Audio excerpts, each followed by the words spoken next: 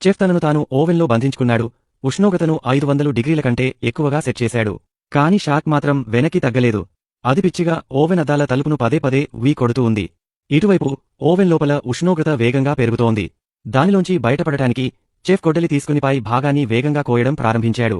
అంతలో షార్క్ మళ్లీ కొట్టింది. చెఫ్ చివరకు బయటకు వెళ్లే మార్గాన్ని తెరుచుకున్నాడు. షార్క్ తల ఓవెన్లో ఇరుకున్నప్పుడు అతను వేగంగా నీటిలోకి దూకి వంటగది బయట వైపుకు ఈదుకుంటూ వెళ్లాడు. ఎందుకంటే అప్పటికే దెబ్బతిన్న గ్యాస్ ఓవెన్ మొత్తం వంటగదిని గ్యాస్తో నింపింది. ఇదే అవకాశాన్ని ఉపయోగించుకుని చెఫ్ లైటర్ తీసి నిప్పు అంటించి ఆ భయంకరమైన షార్క్ వైపు విసిరాడు. వెంటనే షార్క్ మంటల్లో కాలి చనిపోయింది. చెఫ్ నీటిలోకి దూకి తప్పించుకున్నాడు. అయితే అప్పటికీ ప్రమాదం తొలగిపోలేదు. మరొక షార్క్ కేబిన్ తలుపును పగలగొట్టి లోపలికి వచ్చింది. సముద్రపు నీరు వేగంగా లిఫ్ట్లో నిండటం మొదలైంది. జాక్ క్రిందకు తిరిగి నీటిలో పొంచి ఉన్న షార్క్ను చూసినప్పుడు వెంటనే తన సహచరులను పైకి ఎక్కమని చెప్పి తాను మాత్రం క్రిందికి వెళ్లడం ప్రారంభించాడు. అసలు అతని ఉద్దేశ్యం ఏమిటంటే క్రింద ఉన్న రెండవ తలుపును తెరిచి షార్క్ను తప్పుదోవ పట్టించవచ్చు. అతను తలుపును వేగంగా తెరవడానికి ప్రయత్నించాడు. త్వరగా ఆ తలుపు తెరవలేకపోతే షార్క్ అతన్ని చంపేయగలదు. కాని షార్క్ వచ్చేలోపే జాక్ తలుపు తెరిచాడు. వెంటనే పారిపోయి మెట్లపైకి ఎక్కాడు. అదృష్టవశాత్తు వారు షార్క్ దాడి నుండి తప్పించుకున్నారు.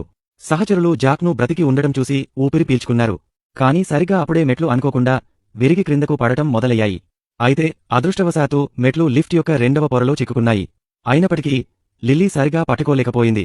అందుకే ఆమె క్రింద పడిపోయింది. జాక్ ఆమెను రక్షించేలోపే షార్క్ ఆమెను చంపేసింది. ఇది చూసి అందరూ భయపడ్డారు. నీరు వేగంగా పెరుగుతోంది. త్వరలోనే షార్క్ తమ దగ్గరకు వచ్చేస్తుంది. కాబట్టి ఇప్పుడు తాము చనిపోతామని వారు భయపడ్డారు.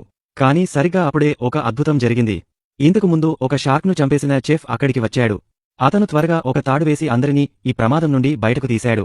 ఓడలోని అన్ని భాగాలు నీటిలో మునిగిపోయాయని, ఓడలోపల షార్క్లు నిండి ఉన్నాయని అతను